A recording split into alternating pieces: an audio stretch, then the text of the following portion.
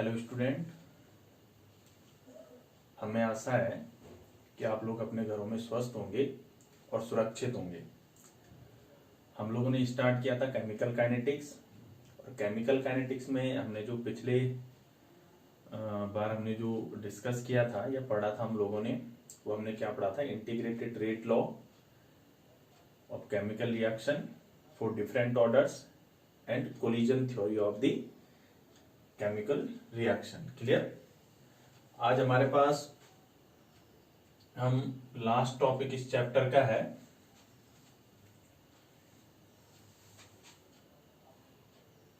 Activation energy. आज हम पढ़ेंगे activation energy and transition state theory. Transition state theory तो आज का टॉपिक है हमारे पास। आज हम पढ़ेंगे और सीखेंगे किसके बारे में, activation energy and transition state theory. Transition state theory तो एक्टिवेशन एनर्जी होती क्या, ट्रांजिशन स्टेट थ्योरी से हमारा क्या मतलब है, इन चीजों के बारे में आज पढ़ेंगे किसी भी केमिकल रिएक्शन के लिए। और सबसे पहले हम सिंपल सी एक केमिकल रिएक्शन देखते हैं, एग्जांपल देखते हैं। हमारे पास सपोज कोई एग्जांपल है, ये हाइड्रोजन गैस है और ये रिएक्ट करता है किसके साथ, आयोडीन के साथ, और क्या किसका फॉर्मेशन करता है, 2HI का क्या करता है हमारे पास फॉर्मेशन करता है। तो according to the transition state theory, तो जो ट्रांजिशन स्टेट थ्योरी है उसके अकॉर्डिंग होता क्या है कि जो रिएक्टेंट आपस में रिएक्ट करते हैं ये डायरेक्ट हमारे पास क्या नहीं होते, प्रोडक्ट का फॉर्मेशन करते नहीं है। तो यहाँ पे अगर इसकी मैकेनिज्म देखते हैं तो हमने देखा सपोज हमारे पास ये हाइड्रोजन है, हाइड्रोजन के बीच का बॉन्ड है, प्लस ये आयोडीन के बीच का बॉन्ड है। क्लियर। ये आयोडीन हमारे पास मॉलिक्यूल कोवलेंट बॉन्ड से हैं और ये दोनों ही जैसे आपस में कोलाइड होते हैं according to the collision theory. हमने पढ़ा था कि for the chemical reaction occur the collision between the reacting molecules must be required, तो वहां पे उनके बीच कोलिजन होना बहुत जरूरी है। तो यहाँ पे एक ही साथ क्या होते हैं, प्रोडक्ट और रिएक्टेंट के बीच की एक स्टेट ऐसी आती है जहां पे रिएक्टेंट के मॉलिक्यूल्स के जो बॉन्ड होते हैं वो टूट रहे होते हैं, और साथ ही साथ जो प्रोडक्ट का मॉलिक्यूल है उसके साथ नए बॉन्ड क्या हो रहे होते हैं, बन रहे होते हैं। और यहाँ पे जो ये इंटरमीडिएट स्टेट होती है किसके, रिएक्टेंट के मॉलिक्यूल्स की, या रिएक्टेंट के मॉलिक्यूल्स की इंटरमीडिएट स्टेट होती है ना तो पूरा प्रोडक्ट होता है ना ही पूरा रिएक्टेंट होता है। इस इंटरमीडिएट जो स्टेट होती है, इस स्टेट को नाम दिया जाता है ट्रांजिशन स्टेट। क्या नाम दिया जाता है इसको, ट्रांजिशन स्टेट। इस स्टेट को क्या नाम देते हैं हम लोग, ट्रांजिशन स्टेट, हम इसको नाम देते हैं। क्लियर। अब जब ये ट्रांजिशन स्टेट से होकर ये रिएक्टेंट गुजरते हैं तो तब जाके हमारे पास यहाँ पे क्या होता है, 2HI मॉलिक्यूल का फॉर्मेशन होता है। दो मॉलिक्यूल ये हाइड्रोजन के और आयोडीन के बीच के बॉन्ड टूटने के बाद हमारे पास हाइड्रोजन और आयोडाइड के बीच में हमारे पास क्या बन जाते हैं, केमिकल बॉन्ड बन जाता है। तो ये कौन था हमारे पास, रिएक्टेंट था, ये हमारे पास कौन हो गए, प्रोडक्ट हो गए। तो ये जो हमारे पास स्टेट है, ये इंटरमीडिएट जो स्टेट है, इसको हम क्या नाम देते हैं, ट्रांजिशन स्टेट। क्या नाम देते हैं इसको, ट्रांजिशन स्टेट बोलते हैं। और इसीलिए इस थ्योरी को क्या नाम दिया जाता है, transition state theory. According to the transition state theory the intermediate complex is formed during the chemical reaction which is called transition state। और इसी को, इस कॉम्प्लेक्स को हम क्या नाम देते हैं बेटा, इसको नाम देते हैं एक्टिवेटेड कॉम्प्लेक्स। क्या नाम देते हैं इसको, एक्टिवेटेड कॉम्प्लेक्स। और इसी को नाम दिया जाता है हमारे पास एक्टिवेटेड कॉम्प्लेक्स है इंटरमीडिएट भी बोलते हैं। Intermediate that means the chemical species which are formed between the chemical reaction and also consumed between the chemical reaction। जो केमिकल रिएक्शन के बीच में ही बनते हैं और केमिकल रिएक्शन के ही बीच में क्या हो जाते हैं, कंज्यूम हो जाते हैं। ऐसी कंपाउंड या ऐसे हम मॉलिक्यूल्स को या स्पीसीज को हम क्या नाम देते हैं, इंटरमीडिएट्स नाम देते हैं। तो इसी को हम क्या नाम देते हैं, ट्रांजिशन स्टेट। जो इंटरमीडिएट स्टेट होती है किसकी, किसी भी रिएक्शन में रिएक्टेंट और प्रोडक्ट के बीच की जो इंटरमीडिएट स्टेट होती है, उस इंटरमीडिएट स्टेट को हम क्या नाम देते हैं, ट्रांजिशन स्टेट नाम देते हैं। और उसको हम, उस कॉम्प्लेक्स को हम क्या नाम देते हैं, एक्टिवेटेड कॉम्प्लेक्स बोलते हैं। और उसी को हम क्या नाम देते हैं, इंटरमीडिएट कहते हैं। दूसरा हमारे पास जो टर्म्स था, दूसरा टर्म्स हमारे पास सिंपल आता है, हमारे पास एक्टिवेशन एनर्जी। अभी हमने कहा था सिंपल, हमने केमिकल रिएक्शन देखी जहां पे हमारे पास आयोडीन और हाइड्रोजन के बीच में रिएक्शन हो रही थी, तो हमने यहाँ इसको मैं थोड़ा स्मॉल कर देता हूं, बहुत ज्यादा हमने बोर्ड भरा हुआ था। तो ट्रांजिशन स्टेट कैसे बन जाती है, यहाँ पे ये हाइड्रोजन है, ये भी हाइड्रोजन है, और ये हमारे पास क्या है, आयोडीन है, तब जाके हमारे पास क्या बनता है, प्रोडक्ट बनता है। प्रोडक्ट ऑन एक HI मॉलिक्यूल प्लस दूसरा HI मॉलिक्यूल। क्लियर। अब यहाँ पे देखा क्या जाता है कि जब ये हम ट्रांजिशन स्टेट थ्योरी हम देखते हैं, ट्रांजिशन स्टेट थ्योरी के अकॉर्डिंग तो हमने पढ़ लिया कि रिएक्शन डायरेक्ट प्रोडक्ट बनता नहीं है, पहले रिएक्टेंट के मॉलिक्यूल में जो रिएक्टेंट के मॉलिक्यूल का कोवेलेंट बॉन्ड होता है पहले वो टूटेगा, उसके बाद हमारे पास क्या होता है, प्रोडक्ट का फॉर्मेशन होता है। पर उसके दौरान हमारे पास एक इंटरमीडिएट स्टेट बन जाती है जिसको हम क्या नाम देते हैं, ट्रांजिशन स्टेट बोलते हैं। उस कॉम्प्लेक्स को हम क्या नाम देते हैं, एक्टिवेटेड कॉम्प्लेक्स बोलते हैं। अभी हम यहाँ पे भी पढ़ेंगे, एक सिंपल से ग्राफ से पढ़ते हैं कि हमारे पास क्या होता है, जो एक्टिवेशन एनर्जी होती है वो होती क्या है। अभी आप लोगों को ध्यान होगा, हमने जब कोलिजन थ्योरी पढ़ी थी, हमने वहां पे कुछ टर्म्स यूज किए थे, average kinetic energy of the reacting molecules या kinetic energy of the molecules, and दूसरा टर्म्स हमारे पास क्या था, थ्रेशोल्ड एनर्जी आया था। क्लियर। यहाँ पे हम देखते हैं, हम ग्राफ प्लॉट करते हैं। एक तो हमने क्या किया, प्रोग्रेस ऑफ रिएक्शन प्रोग्रेस या रिएक्शन प्रोग्रेस, जिसके बीच में ग्राफ प्लॉट करते हैं, सिंपल सा ग्राफ है रिएक्शन प्रोग्रेस। और दूसरा हमारे पास किसके बीच में हमने ग्राफ प्लॉट करना है, एनर्जी, किसके बीच में करना है, एनर्जी। रिएक्शन प्रोग्रेस का मतलब होता है कि धीरे धीरे रिएक्टेंट से प्रोडक्ट बनने तक के जो पूरी प्रोसेस होती है उसको हम क्या नाम देते हैं, रिएक्शन प्रोग्रेस नाम देते हैं। तो किसके बीच में ग्राफ प्लॉट करें, रिएक्शन प्रोग्रेस है, एनर्जी के बीच में हम लोग क्या करते हैं, ग्राफ प्लॉट करते हैं। अभी हमें पता है कि ये जो रिएक्टेंट मॉलिक्यूल्स हैं इनकी अपनी कुछ काइनेटिक एनर्जी होती है जिसको हम क्या नाम देते हैं, average kinetic energy of the reacting molecule. और मोस्टली हम ये कौन सी काइनेटिक एनर्जी लेते हैं, most probable kinetic energy of the molecule. तो ये जो काइनेटिक एनर्जी यहाँ पे है, ये सपोज हमारे पास रिएक्टेंट के मॉलिक्यूल की काइनेटिक एनर्जी कितनी हमारे पास, ये रिएक्टेंट के मॉलिक्यूल की काइनेटिक एनर्जी है, जिसको कि हम किससे रिप्रेजेंट कर रहे थे, ER से। किसकी काइनेटिक एनर्जी है, kinetic energy of reactant molecule. ये किसके बीच में ग्राफ प्लॉट किया है, एनर्जी और reaction progress. Reaction progress that means reactant से प्रोडक्ट बनने की जो प्रोसेस है उसके बीच में जो प्रोग्रेस होती है उसी को हम रिएक्शन प्रोग्रेस बोलते हैं। यहाँ पे ये रिएक्टेंट मॉलिक्यूल थे, रिएक्टेंट मॉलिक्यूल हमने देखा है, यहाँ से हमने ग्राफ प्लॉट किया एक सिंपल सा, ये रिएक्टेंट मॉलिक्यूल है। और ये जब आपस में कोलाइड करते हैं तो कोलिजन होने के बाद ये क्या होता है, ये ग्राफ ऐसे जाता है और फाइनली एक बार क्या हो जाता है, फिर हमारे पास प्रोडक्ट का फॉर्मेशन होता है। ये हम ग्राफ प्लॉट कर रहे हैं सिंपल सा, इसको हम समझाएंगे होता क्या है। तो यहाँ पे हमारे पास सपोज क्या थे, ये रिएक्टेंट मॉलिक्यूल थे, कौन कौन से, H2 प्लस I2 है ना। H2 और I2 मॉलिक्यूल्स ने आपस में क्या किया, रिएक्शन आपस में कोलाइड हुए। कोलिजन होने के लिए हमें पता है कि रिएक्टिंग मॉलिक्यूल में कोलिजन होने के साथ साथ हमारे पास उनमें एक सफिशिएंट एनर्जी उनकी होनी चाहिए, जिसको हम क्या नाम देते हैं, थ्रेशोल्ड एनर्जी बोलते हैं। तो जब तक मॉलिक्यूल की एनर्जी किसके बराबर नहीं हो जाती, थ्रेशोल्ड एनर्जी के बराबर नहीं हो जाती है, तब तक मॉलिक्यूल क्या नहीं करते, प्रोडक्ट का फॉर्मेशन करते है नहीं। और ये जो एनर्जी का यहाँ पे पॉइंट है, ये हमारे पास थ्रेशोल्ड एनर्जी है। कौन सी एनर्जी हमारे पास, थ्रेशोल्ड एनर्जी। ये क्या है, average kinetic energy of the reacting molecule. ये एनर्जी कौन सी हो गई, थ्रेशोल्ड एनर्जी हो गई। कौन सी हो गई, threshold energy. That means the energy which is required for the formation of the product. कि जब तक रिएक्टेंट मॉलिक्यूल्स की एनर्जी थ्रेशोल्ड एनर्जी के बराबर नहीं होगी, तब तक ये हाइड्रोजन आयोडाइड किस में कन्वर्ट नहीं हो सकता है, हमारे पास प्रोडक्ट में कन्वर्ट नहीं हो सकता। पर हमने देखा यहाँ पे H2 और I2 की जो एनर्जी है वो कितनी हमारे पास हो, तो बहुत कम है। अब सिंपल सी बात है, जब तक इनकी एनर्जी क्या नहीं होगी, हमारे पास थ्रेशोल्ड एनर्जी के बराबर हाइड्रोजन और आयोडीन मॉलिक्यूल्स की एनर्जी नहीं होगी, तब तक वो प्रोडक्ट का फॉर्मेशन नहीं कर सकते हैं। इसका मतलब इन मॉलिक्यूल्स की कुछ एनर्जी तो खुद की है, जिसको हम इसकी average kinetic energy of the क्या बोलते हैं, मॉलिक्यूल्स बोलते हैं, रिएक्टेंट मॉलिक्यूल्स बोलते हैं। बट रिएक्शन होने के लिए या प्रोडक्ट फॉर्मेशन करने के लिए इन हाइड्रोजन और आयोडाइड मॉलिक्यूल्स की एनर्जी क्या हो, किसके बराबर होनी बहुत जरूरी है, थ्रेशोल्ड एनर्जी के बराबर होनी बहुत जरूरी है। अब जब मॉलिक्यूल्स के बीच में कोलिजन होते हैं, उनको हम थोड़ा बहुत टेम्परेचर देते हैं, कैसे भी करके हम क्या करते हैं, मॉलिक्यूल्स की एनर्जी इंक्रीज करते हैं।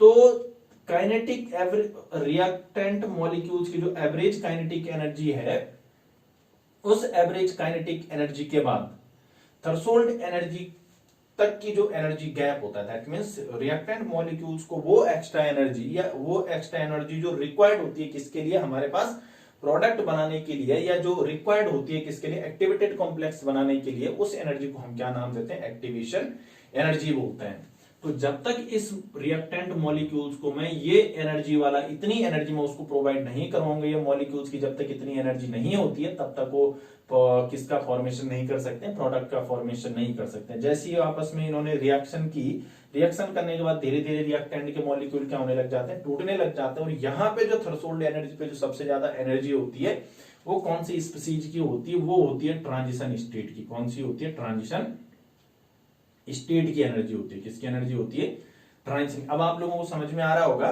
कि जो सबसे ज्यादा एनर्जी होती है वो किसकी होती है बेटा, एक्टिवेटेड कॉम्प्लेक्स की होती है। किसकी होती है हमारे पास, इसको ट्रांजिशन स्टेट भी बोलते हैं और इसको क्या नाम देते हैं, एक्टिवेटेड कॉम्प्लेक्स। क्या नाम देते हैं इसको, एक्टिवेटेड कॉम्प्लेक्स। तो दैट मींस अगर प्रोडक्ट का फॉर्मेशन करना है तो हाइड्रोजन और आयोडीन को क्या बनाना पड़ेगा, एक्टिवेटेड कॉम्प्लेक्स बनाना पड़ेगा। और एक्टिवेटेड कॉम्प्लेक्स कब बनेगा, जब इन दोनों की एनर्जी किसके बराबर होगी, थ्रेशोल्ड एनर्जी के बराबर होगी।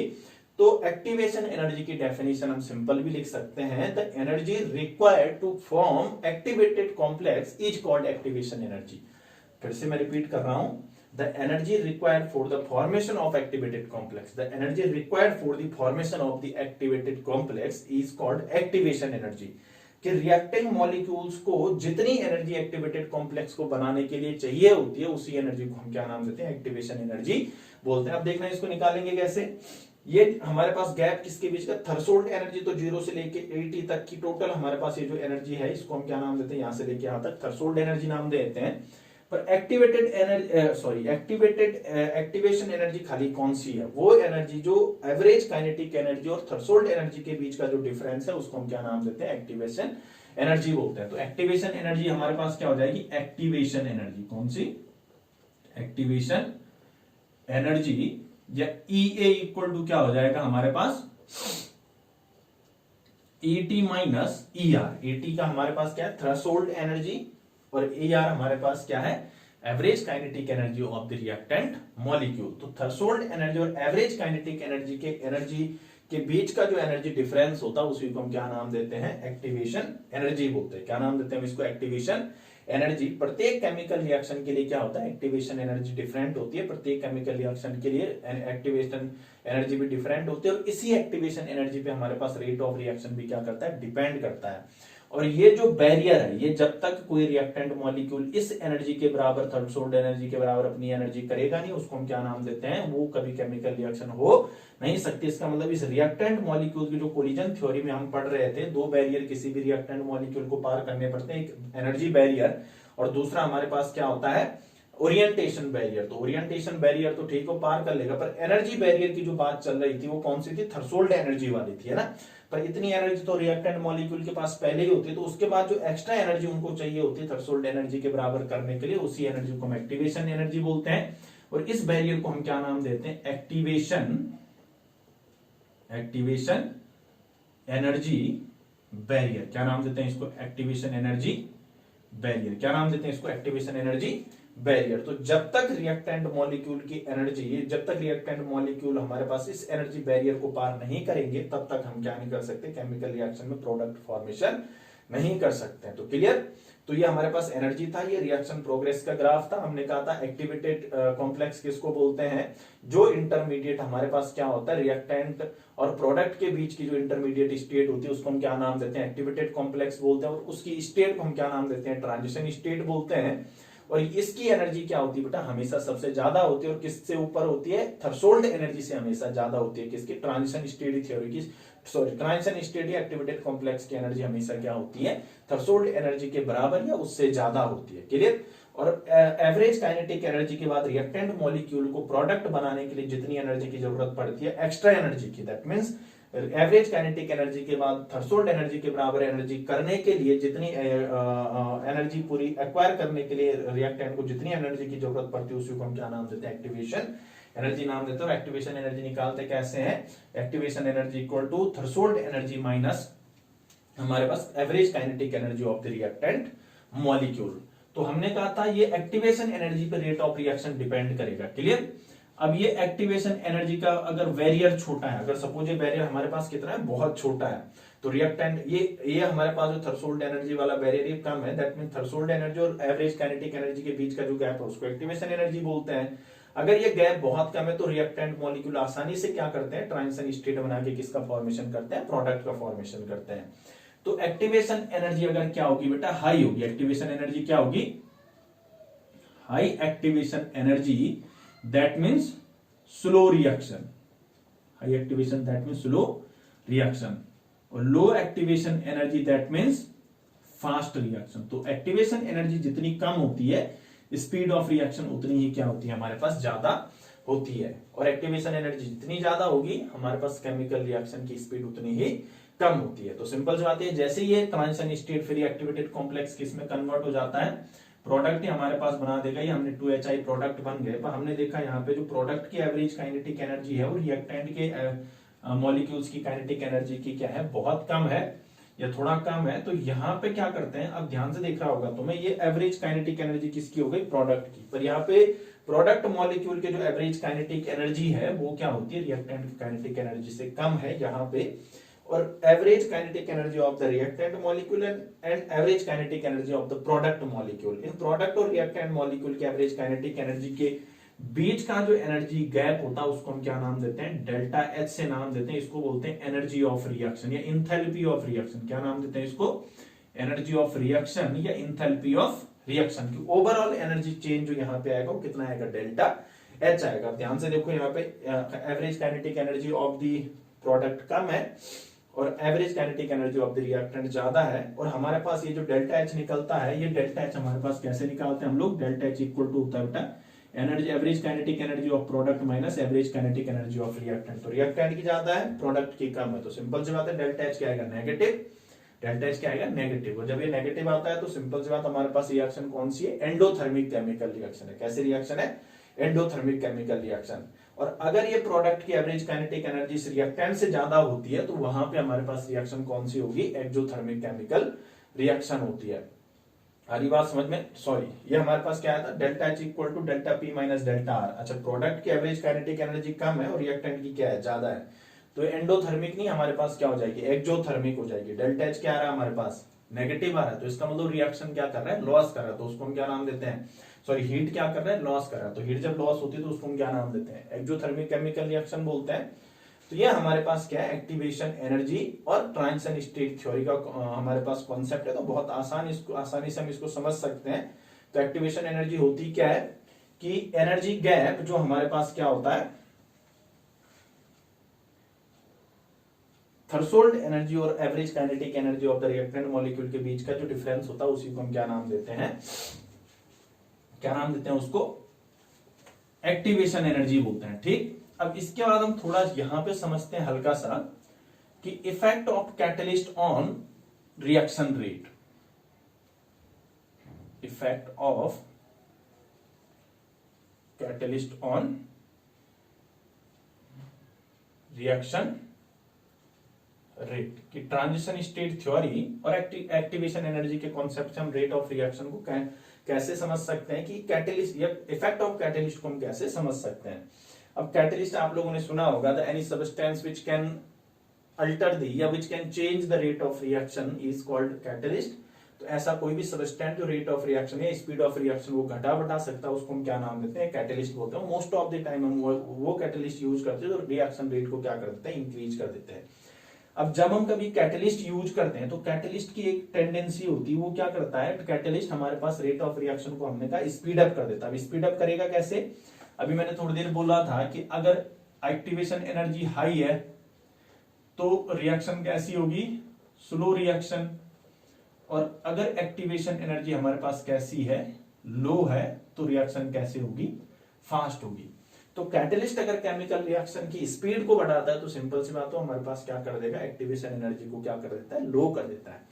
तो कैटलिस्ट क्या करता है बेटा, बहुत आसान सा इफेक्ट है। कैटलिस्ट हमेशा किसी रिएक्शन के लिए एक लो एक्टिवेशन एनर्जी वाले पाथ को क्या करवा देता है, प्रोवाइड करवा देता है। अगर विदाउट कैटलिस्ट, ये हमारे पास कौन सी, ये एक्टिवेशन एनर्जी जो हमारे पास ये किसके साथ थी, विदाउट कैटलिस्ट थी, हमारे पास क्या थी, विदाउट कैटलिस्ट, और ये जैसे ही हमने कैटलिस्ट यूज किया, उस कैटलिस्ट ने हमारे पास क्या कर दिया, ये जो एनर्जी का हमारे पास ग्राफ था ये बहुत ज्यादा डाउन कर दिया, और यहाँ पे हमारे पास क्या हो गया, एक नया पाथ किसके लिए, रिएक्शन के लिए प्रोवाइड करवा दिया, जिसमें एक्टिवेशन एनर्जी क्या है, बहुत कम है। तो ये हमारे पास ये एक्टिवेशन एनर्जी है विदाउट कैटलिस्ट, ये एक्टिवेशन एनर्जी किसके साथ है, विद कैटलिस्ट। तो हम लिख सकते हैं, हम यहाँ पे कह सकते हैं कि जो कैटलिस्ट है वो रेट ऑफ रिएक्शन को इंक्रीज कर देता है, और इंक्रीज कैसे करेगा कि कैटलिस्ट हमारे पास क्या करता है कि किसी भी रिएक्शन में क्या करता है बेटा, एक कम एक्टिवेशन एनर्जी वाला पाथ प्रोवाइड करवाता है, जिससे रिएक्टेंट मॉलिक्यूल आसानी से अपनी एनर्जी थ्रेशोल्ड एनर्जी के बराबर करके क्या कर देते हैं, सीधा प्रोडक्ट में कन्वर्ट हो जाते हैं। तो हमेशा याद रखना, कैटलिस्ट क्या करता है बेटा, कैटलिस्ट हमेशा एक्टिवेशन एनर्जी को क्या कर देता है, घटा देता है। तो हम क्या करते हैं, कैटलिस्ट ऑलवेज लोअरिंग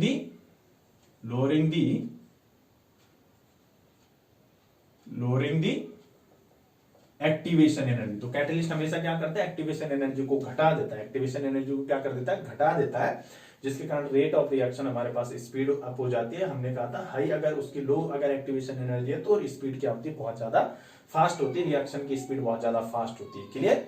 तो ये कैटलिस्ट का इफेक्ट है। तो कैटलिस्ट हमेशा रेट ऑफ रिएक्शन को इंक्रीज कर देता है। कैसे करेगा, बाय यूजिंग द या by providing the new path for chemical reaction with low activation energy. Clear. और हमेशा याद रखना, ये जो कैटलिस्ट है ये ना तो डेल्टा एच की वैल्यू चेंज करता है, ना ही डेल्टा जी की वैल्यू चेंज करता है, ना ही डेल्टा एस की वैल्यू चेंज करता है। क्लियर।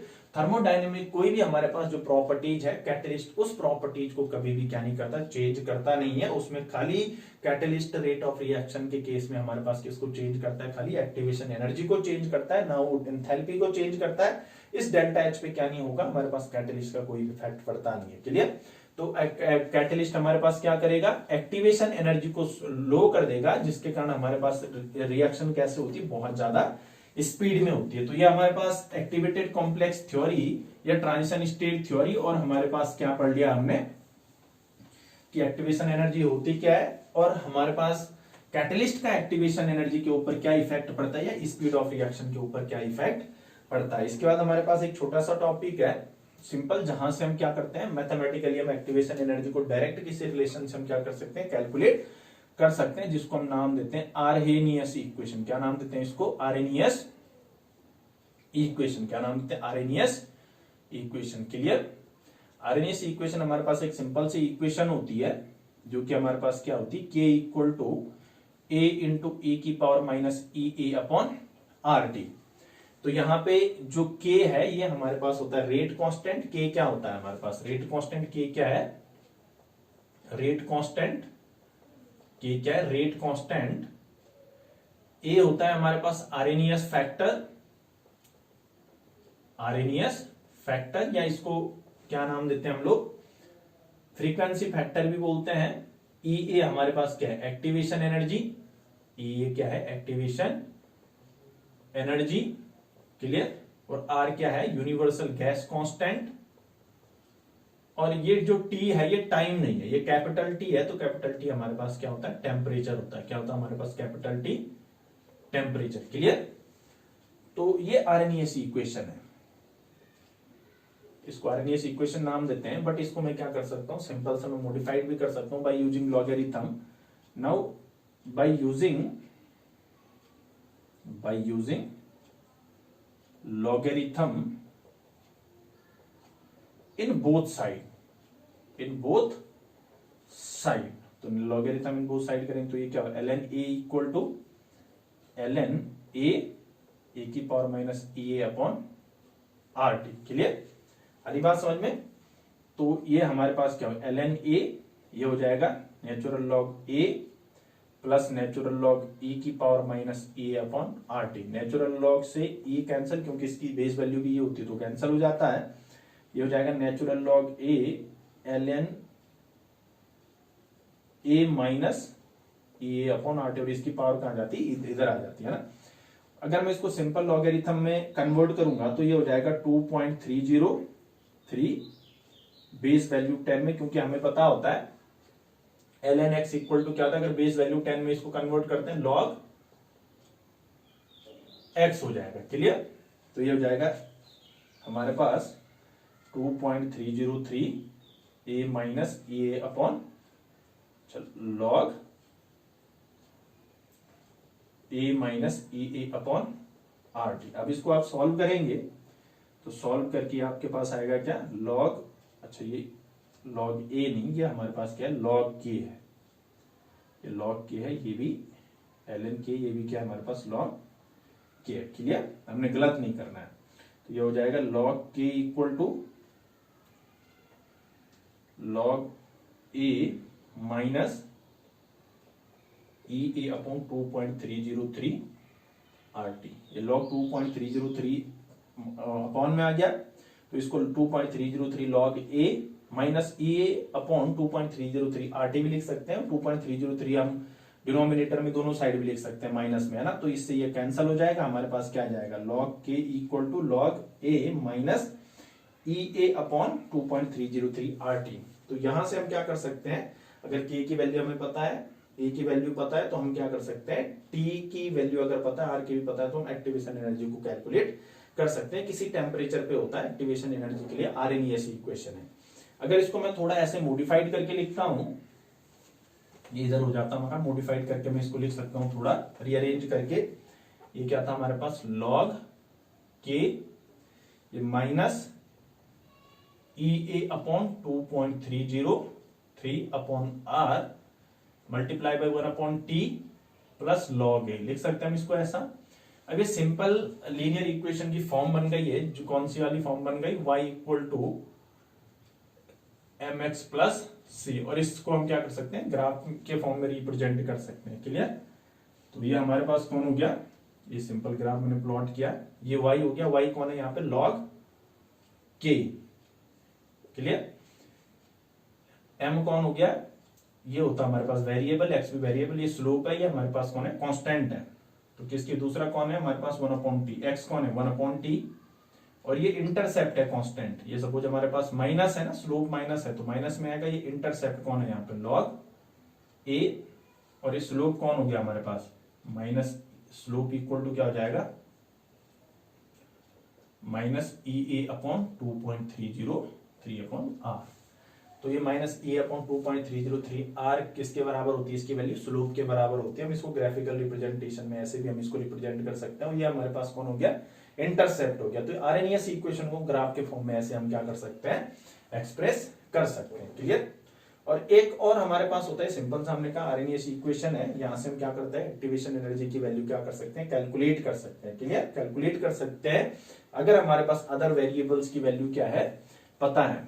और अगर ये तो हमारे पास हो गया सिंपल सा, यदि हमें दो डिफरेंट टेम्परेचर पे किसी रेट किसी केमिकल रिएक्शन के लिए क्या करना है, एक्टिवेशन एनर्जी निकालनी होती है, तो तब भी हम क्या कर सकते हैं, कैलकुलेट कर सकते हैं। दो डिफरेंट टेम्परेचर पे, किसमें, दो डिफरेंट टेम्परेचर पे, तो दो डिफरेंट टेम्परेचर पे सपोज हमारे पास इक्वेशन हो जाती है, लॉग K1 है, ये हमारे पास क्या है, लॉग A ये कांस्टेंट होता है, minus E A upon 2.303 RT1, और दूसरे टेम्परेचर पे कौन सा है, log K2 equal to log A minus E A upon 2.303 RT2। ये दो अलग अलग टेम्परेचर पे हमने क्या कर दिया, ये आरएनएस इक्वेशन को हमने क्या कर दिया, रिप्रेजेंट कर दिया। तो इसमें एक्टिवेशन एनर्जी कैसे निकालता है, ये सपोज क्या है, इक्वेशन 1 ये सेकंड हमारे पास है, by subtracting equation first from equation second. Clear, तो यह जाएगा हमारे पास log K2 minus log K1 equal to log A minus E A upon 2.303 RT2 minus log A minus E A upon 2.303 RT1।